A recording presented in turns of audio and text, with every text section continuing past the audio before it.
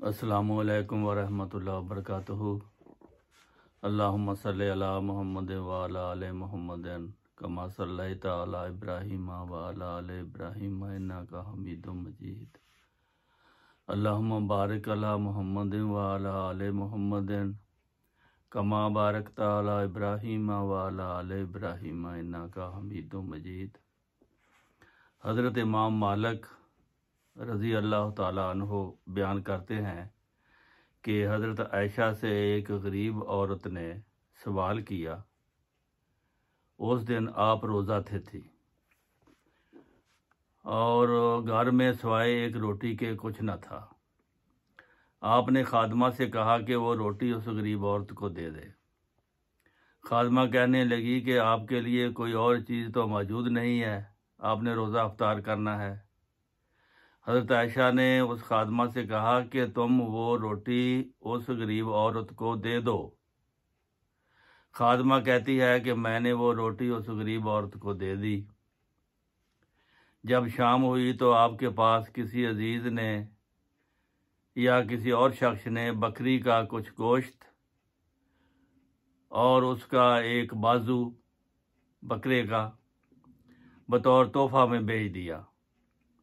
آپ نے یعنی حضرت عائشہ نے اس خادمہ کو بلا کر فرمایا کہ لو کھاؤ، یہ تمہاری روٹی سے کہیں بہتر ہے۔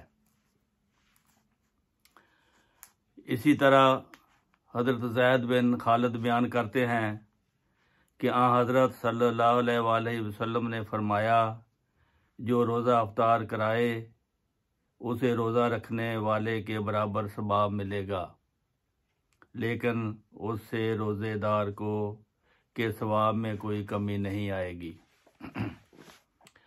حضرت ابو انصاری رضی اللہ تعالیٰ عنہ بیان کرتے ہیں کہ حضرت صلی اللہ علیہ وآلہ وسلم نے فرمایا، جو شخص رمضان کے روزے رکھے، اس کے بعد عید کا دن چھوڑ کر شوال کے 6 روزے رکھے، اس کو اتنا ثواب ملتا ہے جیسے اس نے سال بھر کے روزے رکھے ہوں، کیونکہ ایک روزے کا 10 گنا ثواب ملتا ہے۔ اس طرح 36 روزوں کا 360 گنا ثواب ملے گا۔ حضرت انس رضی اللہ تعالیٰ عنہ بیان کرتے ہیں کہ جب حضرت صلی اللہ علیہ وآلہ وسلم فتح مکہ کے لیے مدینہ سے چلے تو رمضان کا مہینہ تھا۔ آپ کے ساتھ سب لوگوں نے بھی روزہ رکھا ہوا تھا۔ اکثر صحابہ پیدل تھے اور حضور صلی اللہ علیہ وآلہ وسلم سوار تھے۔ راستے میں قدید اور اسفان کے درمیان ایک چشمے کے پاس سے گزر ہوا۔ لوگوں کو بہت پیاس لگ رہی تھی۔ حضور سے عرض کیا گیا کہ روزہ کی وجہ سے لوگوں کو بڑی تکلیف ہو رہی ہے، اور وہ حضور کی طرف دیکھ رہے کہ آپ کیا کرتے ہیں۔ حضور نے فرمایا، اے لوگو، پانی پی لو، میں تو سوار ہوں، مجھے کوئی ایسی پیاس نہیں ہے۔ لیکن لوگوں نے پانی نہ پیا۔ اس پر حضرت صلی اللہ علیہ وآلہ وسلم سواری سے اترے اور یہ عصر کے بعد کا وقت تھا۔ حضور نے پانی کا پیالہ منگوایا، باوجود ضرورت نہ ہونے کے پانی پی لیا۔ لوگوں نے بھی آپ کو دیکھ کر پانی پی لیا۔ اس کے بعد آپ کو اطلاع دی گئی کہ اب بھی بعض لوگوں نے روزہ رکھا ہوا ہے اور انہوں نے پانی نہیں پیا۔ اس پر آپ نے فرمایا، یہ لوگ نافرمان ہیں، یہ لوگ نافرمان ہیں۔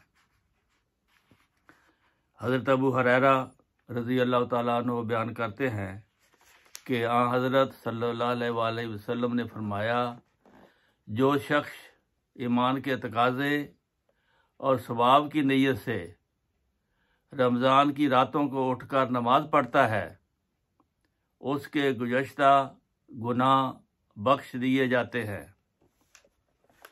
حضرت عائشہ رضی اللہ تعالیٰ عنہ بیان کرتی ہیں کہ حضرت صلی اللہ علیہ وآلہ وسلم رمضان کے آخری عشرہ میں اعتکاف بیٹھا کرتے تھے، اور آپ کا یہ معمول وفات تک رہا۔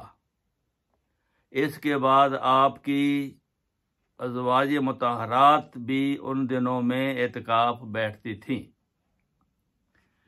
حضرت ابن عمر بیان کرتے ہیں کہ حضرت صلی اللہ علیہ وآلہ وسلم کے کچھ صحابہ کو لیلۃ القدر خواب میں رمضان کے آخری 7 دنوں میں دکھائی گئی۔ اس پر حضرت صلی اللہ علیہ وآلہ وسلم نے فرمایا، میں دیکھتا ہوں کہ تمہارے خواب رمضان کے آخری ہفتہ پر متفق ہیں، اس لیے جو شخص لیلۃ القدر کی تلاش کرنا چاہے وہ رمضان کے آخری ہفتہ میں کرے۔ حضرت عائشہ رضی اللہ تعالیٰ عنہ بیان کرتی ہیں کہ میں نے حضرت صلی اللہ علیہ وآلہ وسلم سے پوچھا کہ اے اللہ کے رسول، اگر مجھے معلوم ہو جائے کہ یہ لیلۃ القدر ہے تو اس میں کیا دعا مانگوں؟ اس پر حضور نے فرمایا کہ تم یوں دعا کیا کرو، اے میرے خدا، تو بخشنے والا ہے، بخشش کو پسند کرتا ہے، مجھے بخش دے اور میرے گناہ معاف کر دے۔ اسی طرح حضرت ابو درداء رضی اللہ بیان کرتے ہیں کہ میرے حبیب حضرت صلی اللہ علیہ وآلہ وسلم نے مجھے 3 باتوں کی تاکید فرمائی جن کو میں زندگی بھر نہیں چھوڑوں گا۔ ایک آپ نے یہ فرمایا کہ میں ہر مہینے میں 3 روزے رکھوں،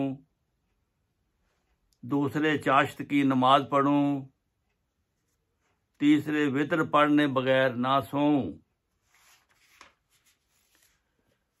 حضرت ابو ذر بیان کرتے ہیں کہ حضرت صلی اللہ علیہ وآلہ وسلم نے فرمایا، اگر ثواب کی خاطر ہر ماہ 3 روزے رکھنا چاہو تو ہر مہینے کے ایام 20 یعنی چاند کی 13ویں، 14ویں اور 15ویں کو روزہ رکھا کرو۔ اللہم صلی علی محمد وبارک وسلم، انک حمید مجید۔